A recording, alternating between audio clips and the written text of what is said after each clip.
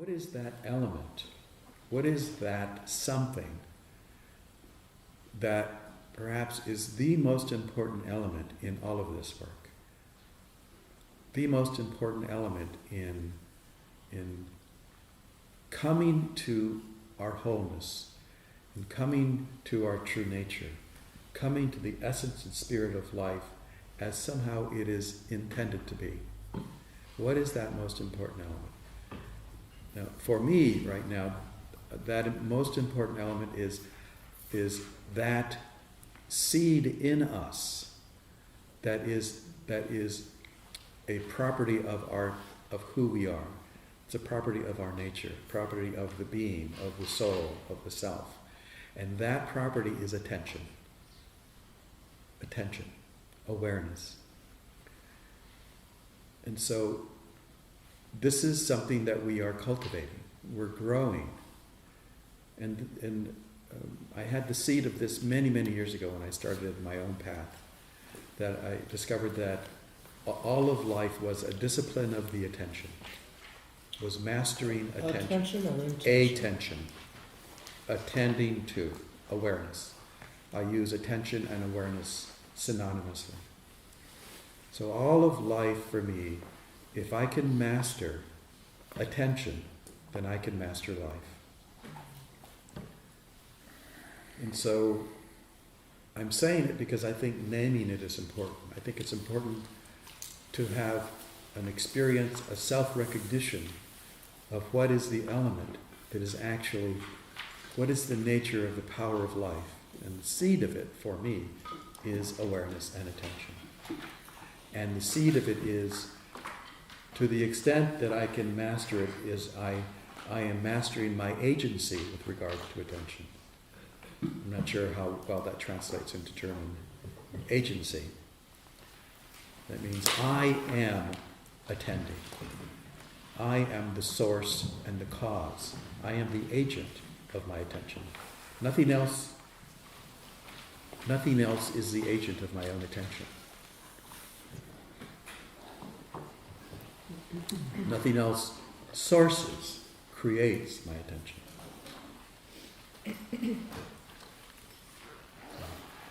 It's not technique. It's not following a method that is the source and the power of my transformation. Any technique, any method, no matter what discipline, boils down to attention, to how I attend to my inner experience, how I attend if it's disciplined with other disciplines, perhaps having to do with the movement of bodies, whether it's dance, yoga, qigong, contact improv, whatever it is. It all boils down to the attention that I address and how I enliven my life with my attention. The quotation behind is the Viktor Frankl quotation that I often share, having to do with how the points to the importance of recognizing and finding my agency or my power with regard to my attention. So it's between stimulus and response. We can see it, life is a relationship.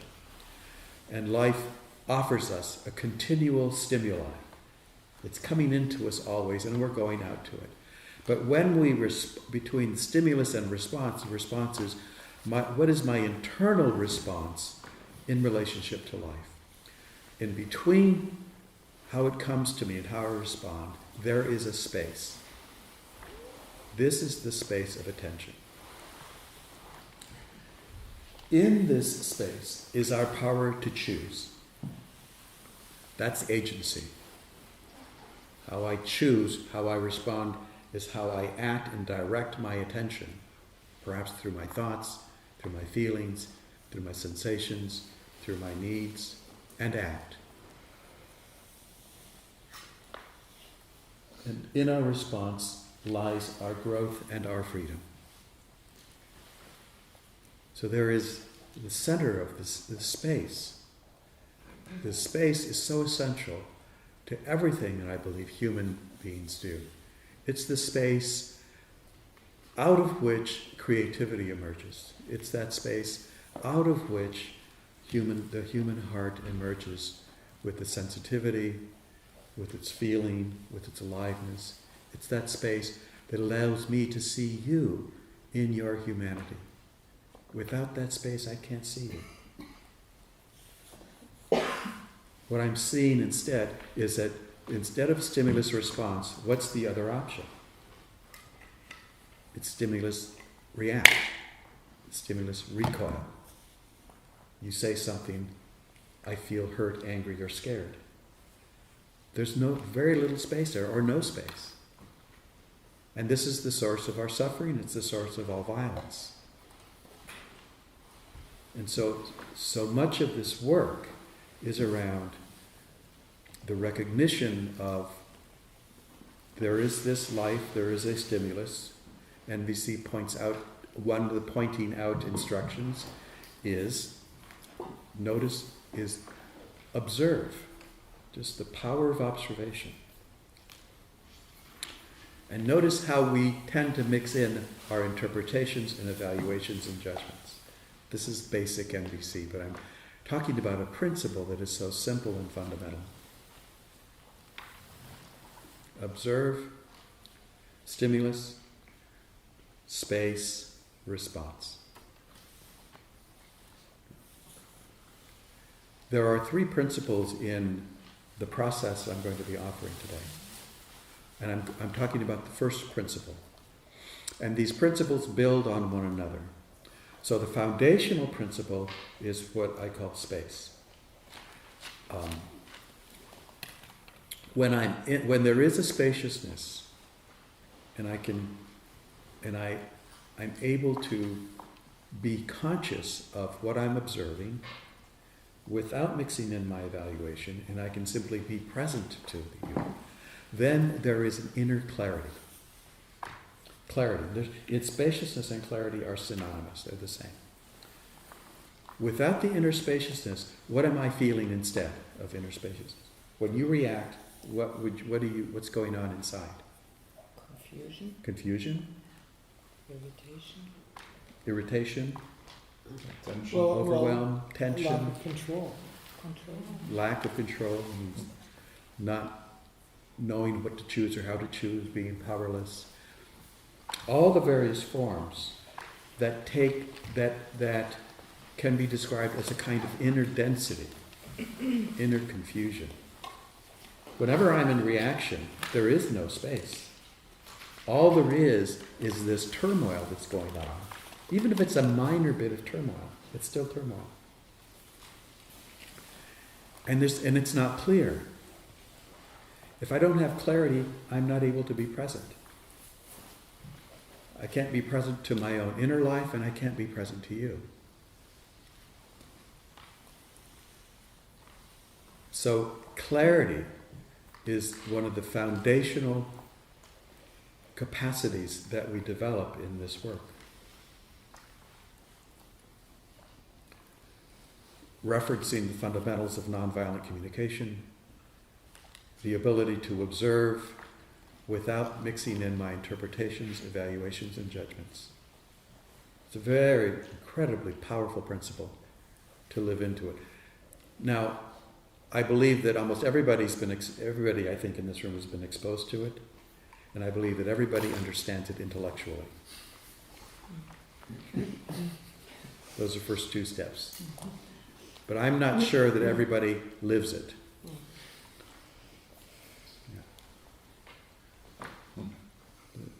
Because unless I'm able to cultivate and live into this space, I'm not available to myself and I'm not available to you. What I do instead is I receive the stimulus. That might be something that I did that is my own stimulus, but it brings me to the internal recoil, reaction, contraction. And then out of that reaction, I create my own world. I create my own fiction. And the fiction has the levels of thinking, cognition, emotion, and sensation. But most of the fiction is the thinking part, is the story that I make up. I'm sitting in a group, and I look at the group, and I tell myself, I'm too scared, this group is too big. I can't speak in a group. I'm afraid I'll be judged. Now, I'm not judging it, I'm just wanting to observe it. This is the fiction. Because when I see a group, I don't see you. I'm collapsed into the density of my own fears that have their own source, and we'll get to that probably tomorrow. But just to recognize this, to the extent that I'm judging, reacting, recoil, I do not see you. I do not see life. I'm blind to it. What I see, as though I'm living in a sphere, and the inside part of the sphere is a projected screen, I project my internal world onto the screen. And all I see are my projections of my fear. See, with my fear, all I see is people who will judge me. That's what I see. That's my fear. Now, the tragedy is that I believe it. That I believe it to be so. And there's so many of these beliefs that I project that I don't have my freedom. I don't have the capacity. I don't have the agency because I've never learned how to do it. There's no blame here. There's no judgment. But I have not yet learned how to liberate myself from the constant pattern of stimulus and response and judgment. So this work is about beginning and continuing to generate this capacity. When I can begin to master my own responsiveness, then I become the master of my own life. That's what I call self-responsibility. That's what I call agency. This is where my power lies. The most powerful thing I can do is to master my attention. But unless I know how to, I'm lost, because I don't have the directives, the tools, the pointers, the map. And I'm just talking about the first level here, clarity in space. I'm not yet talking about the second and third levels, dimensions that grow from this.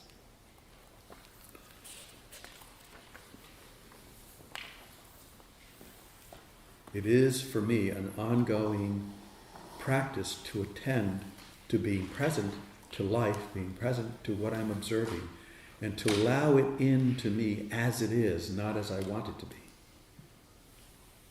To not resist it. Any judgment is a resistance. I'm resisting life. Can I let it in? Because if I do let it in, what does that mean? It means I'm vulnerable. It means I've learned how to relax and relinquish my defendedness and how I protect myself constantly.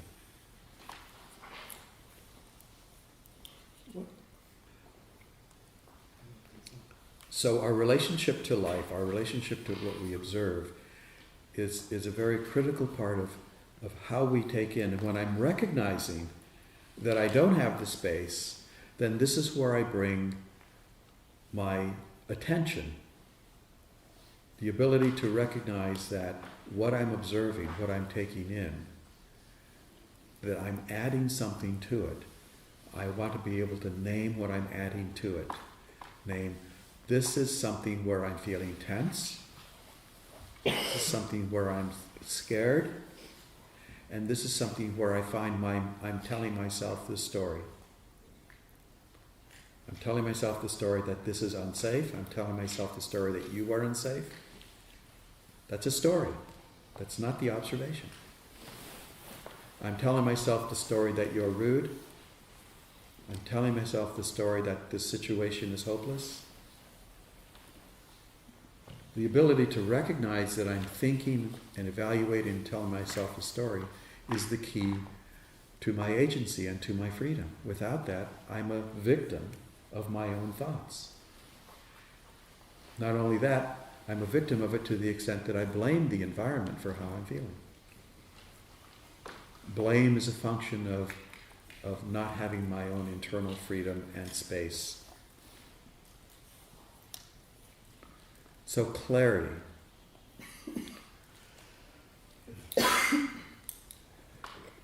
Then,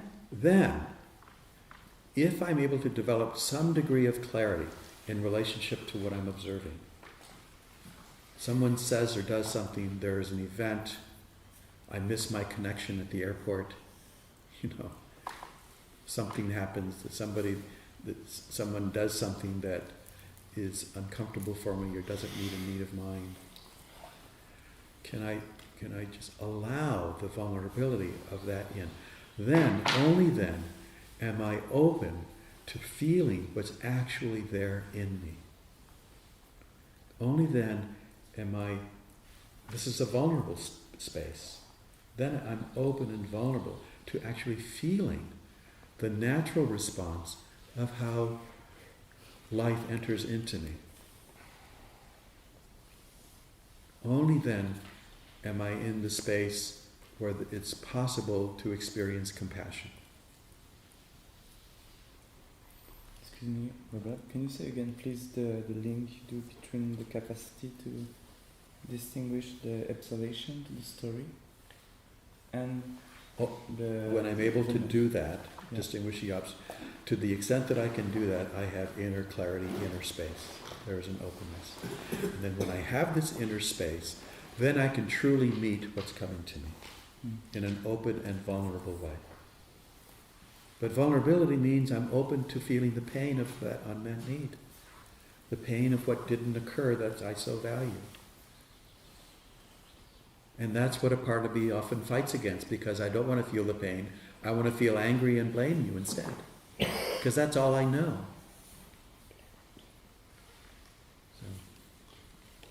So then I have this space. Then there's the opportunity to feel, to actually feel.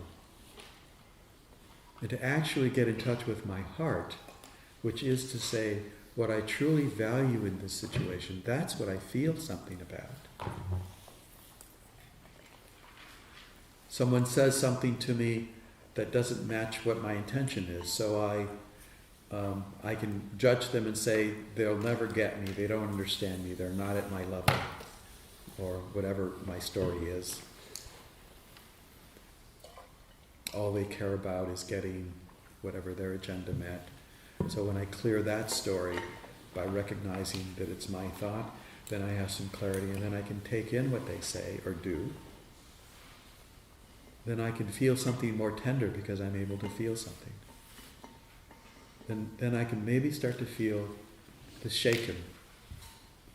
I can feel tender, sensitive, the feeling state. I can actually begin to then feel my heart, my feelings. And generally speaking, maybe it's just, I don't know, it's hurt, it's pain, disappointment.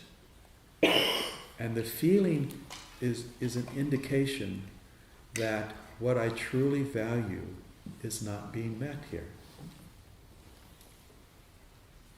But the compassion comes in, the self-compassion, when I'm able to let myself feel. I give the space, inner space, or I receive it from another, the space and the presence to allow whatever I'm feeling to be here, to be felt, to be expressed. Then I'm in this space of compassion. So clarity and then compassion. It can't go the other way around. There has to be some space in order to feel compassion, in order to experience my authenticity.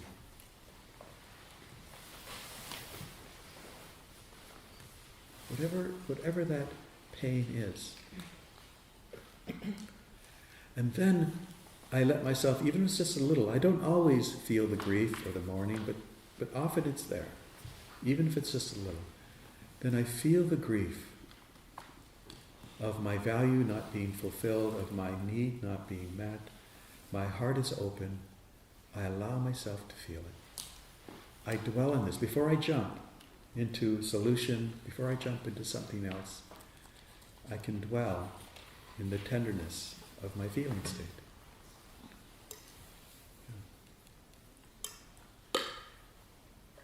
And I feel the sadness. This is the principle of mourning and natural grief. Only because something is precious. There's always something precious and beautiful. Always. Being seen, being understood, being regarded with kindness and respectful consideration. Those are very precious qualities. That's the beauty that my sadness takes me to. Then it helps me to move into the third dimension, which I call empowerment. I mourn, I grieve, I live in the tenderness of the hurt and the pain. It connects me to what is precious. And then I can, not denying the pain, not overriding the grief, I remember what is precious, and then I dwell in what is precious. I dwell in the beauty of perhaps trust or understanding that this quality is actually the heart of who I am. This is what my life stands for. This is what I stand for. This is what I want to carry forth in my life, in my relationships. That's when I'm in my true power, the power of life. And this practice culminates, if I practice it over and over again, developing clarity, then compassion, and then the power of my being, the empowerment. So those are that I've noticed the developmental stages of this process of transformation, of healing.